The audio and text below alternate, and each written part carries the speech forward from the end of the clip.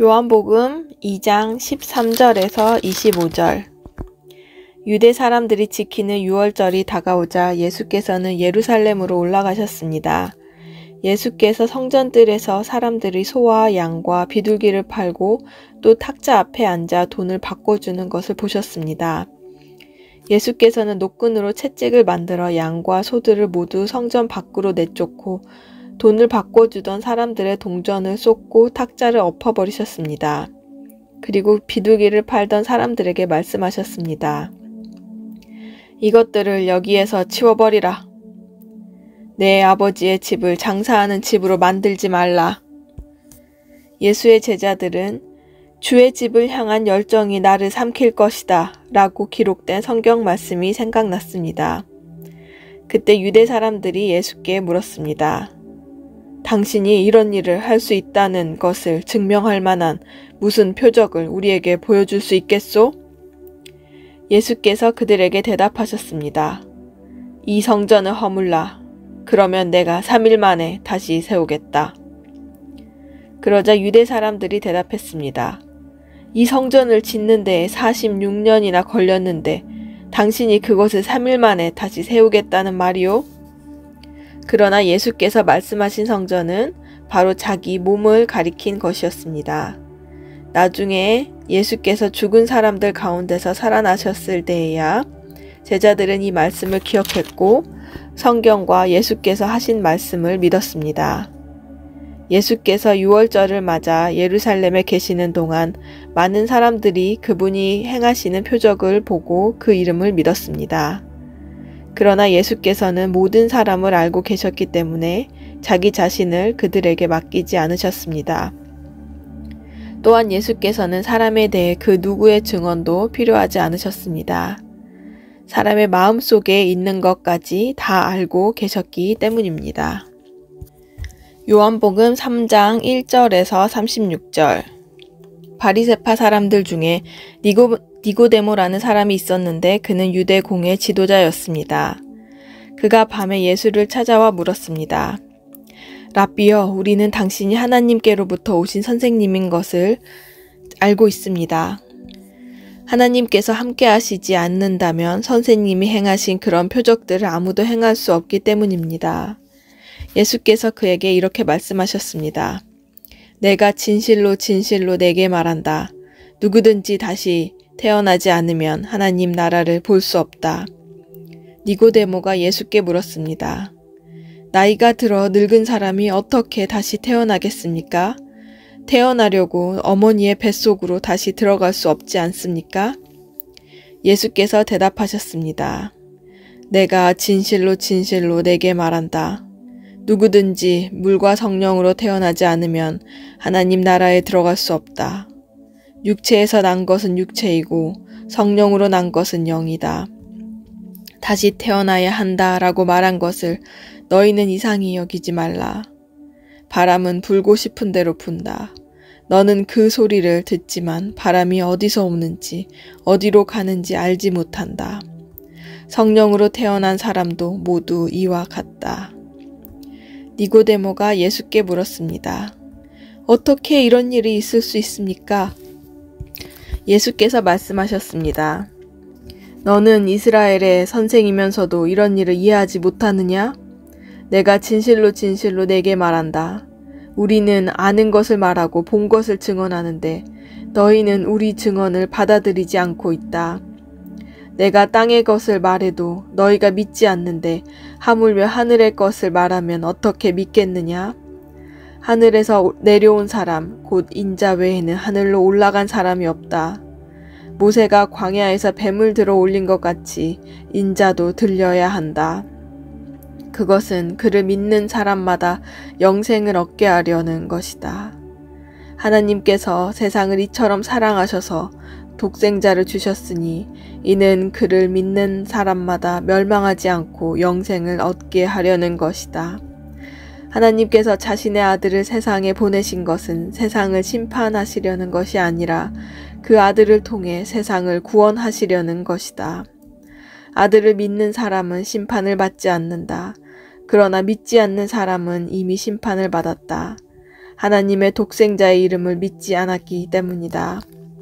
그 심판은 이것인데 곧 빛이 세상에 왔지만 사람들은 자기 행위가 악하기 때문에 빛 대신 어둠을 사랑한 것이다.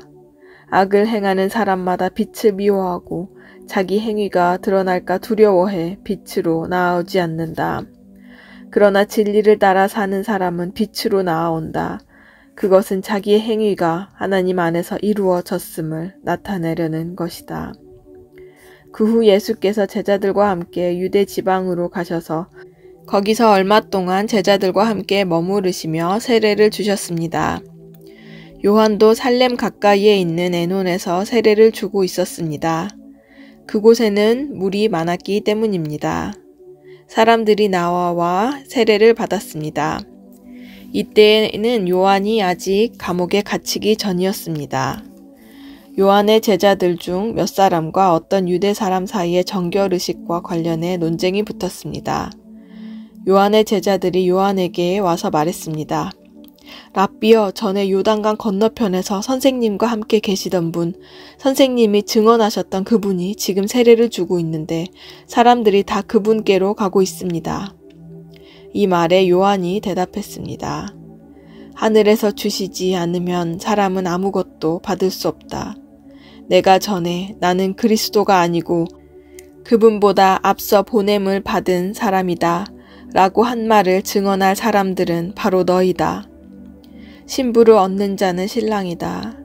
그러나 신랑의 친구는 신랑을 기다렸다가 신랑의 음성을 들으면 그 음성으로 인해 매우 기뻐한다. 나는 이런 기쁨으로 충만하다.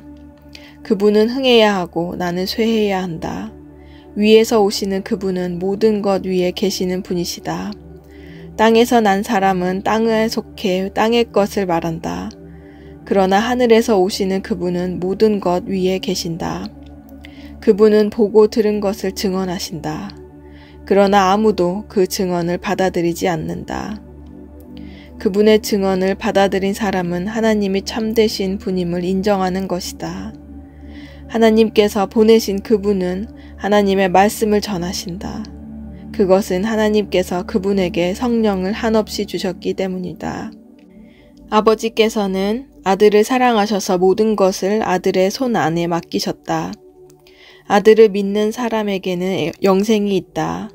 그러나 아들에게 순종하지 않는 사람은 생명을 보지 못하고 도리어 하나님의 진노를 받게 된다. 요한복음 4장 1절에서 2절. 예수께서 요한보다 더 많은 사람들을 제자로 삼아 세례를 주신다는 소문이 바리새파 사람들의 귀에 들어간 것을 예수께서 아셨습니다. 사실 예수께서 직접 세례를 주신 것이 아니라 그의 제자들이 준 것이었습니다. 누가복음 3장 19절에서 20절. 그런데 분봉왕 헤롯은 자기 동생의 아내 헤로디아에 관해 또 헤롯 자신이 저지른 악행에 관해 요한이 질책하자 그 모든 것에다 악을 한 가지 더 행했습니다. 요한을 잡아 감옥에 가두었던 것입니다. 마태복음 4장 12절. 요한이 감옥에 갇혔다는 소식을 듣고 예수께서 갈릴리로 물러나셨습니다.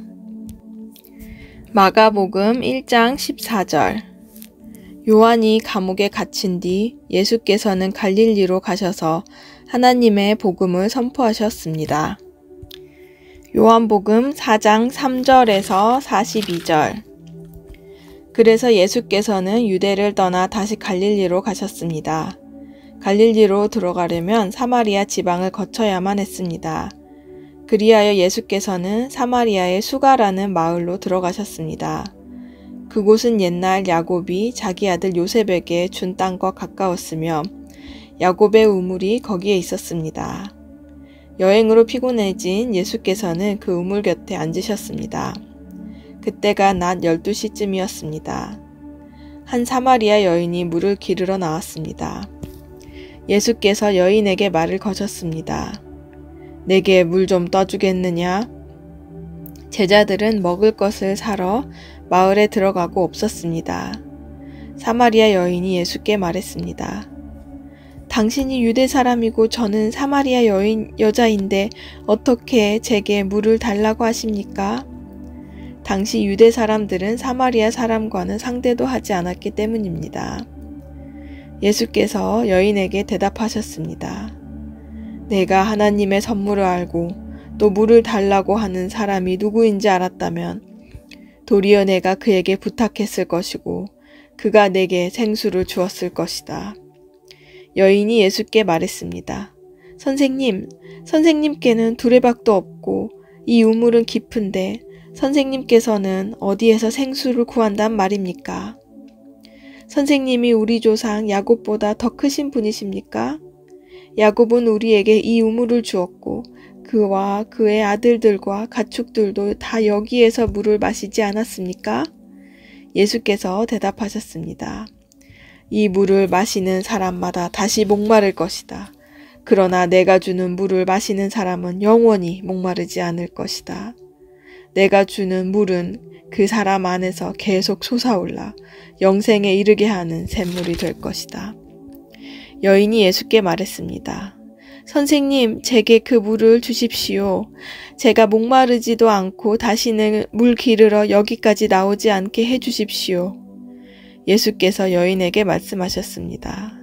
가서 내 남편을 불러오너라. 여인이 예수께 대답했습니다. 저는 남편이 없습니다. 예수께서 여인에게 말씀하셨습니다. 내가 남편이 없다고 한 말이 맞다. 실은 전에 내게 남편이 5이나 있었고 지금 함께 사는 남자도 내 남편이 아니니 내가 지금 한 말이 맞구나. 여인이 예수께 말했습니다. 선생님, 제가 보니 당신은 예언자이십니다. 우리 조상들은 이 산에서 예배를 드렸는데 당신의 유대 사람들은 예배는 예루살렘에서만 드려야 한다 라고 말합니다. 예수께서 여인에게 말씀하셨습니다. 여인아, 나를 믿어라. 이제 이 산도 아니고 예루살렘도 아닌 곳에서 아버지께 예배 드릴 때가 올 것이다. 너희 사마리아 사람들은 알지 못하는 것을 예배하지만 우리 유대 사람들은 알고 있는 것을 예배한다. 이는 구원이 유대 사람들로부터 나오기 때문이다. 이제 참되게 예배하는 사람들이 영과 진리로 아버지께 예배 드릴 때가 오는데 지금이 바로 그때다. 아버지께서는 이렇게 예배 드리는 사람들을 찾고 계신다. 하나님은 영이시니 하나님께 예배 드리는 사람은 영과 진리로 예배 드려야 한다. 여인이 예수께 말했습니다. 저도 그리스도라고 하는 메시아가 오실 것을 압니다. 메시아가 오시면 우리에게 모든 것을 알려주실 것입니다. 그러자 예수께서 여인에게 말씀하셨습니다. 지금 내게 말하고 있는 내가 바로 그 메시아다. 바로 그때 제자들이 돌아와 예수께서 한 여인과 말씀하시는 것을 보고 놀랐습니다. 그러나 아무도 무엇을 요구하십니까? 왜 저 여인과 말씀하고 계십니까? 라고 묻는 사람이 없었습니다. 여인은 물 항아리를 내버려 둔 채 마을로 돌아가 사람들에게 말했습니다. 와서 내 과거를 모두 말해준 사람을 보십시오. 이분이 그리스도가 아니겠습니까? 사람들이 마을에서 나와 예수께로 나아갔습니다. 한편 제자들은 예수께 청했습니다. 라비여, 물 좀 드십시오. 그러나 예수께서는 그들에게 말씀하셨습니다. 내게는 너희가 알지 못하는 양식이 있다. 그러자 제자들이 서로 수군거렸습니다. 누가 벌써 드실 것을 갖다 드렸는가? 예수께서 말씀하셨습니다. 내 양식은 나를 보내신 분의 뜻을 행하고 그분의 일을 완성하는 것이다. 너희는 넉 달이 더 지나야 추수할 때가 된다고 말하지 않느냐. 그러나 나는 너희에게 말한다. 눈을 들어 들판을 보라. 이미 곡식이 익어 추수할 때가 됐다. 추수하는 사람은 이미 삭슬 받았고 이제 영생의 곡식을 거두어 드리고 있다. 그리하여 씨를 뿌린 사람과 추수하는 사람이 함께 기뻐할 것이다. 그러므로 한 사람은 심고 한 사람은 거둔다 라는 말이 맞다. 나는 너희를 보내어 너희가 일하지도 않았는데 열매를 거두게 했다. 다른 사람들은 수고했고 너희는 그들이 수고한 결실을 거두게 된 것이다. 그 마을에 사는 많은 사마리아 사람들은 여인이 그분이 내 과거를 모두 말해준 사람이다 라고 증언했기 때문에 예수를 믿었습니다. 그래서 사마리아 사람들은 예수께 나와 그들과 함께 머물 것을 청했습니다. 예수께서는 그곳에 이틀 동안 머무르셨습니다. 그래서 더 많은 사람들이 예수의 말씀을 듣고서 믿게 됐습니다. 사람들이 여인에게 말했습니다. 이제 우리가 믿는 것은 당신의 말 때문에 믿는 것이 아니오. 우리가 그 말씀을 직접 듣고 보니 이분이 참으로 세상의 구주이심을 알게 됐소.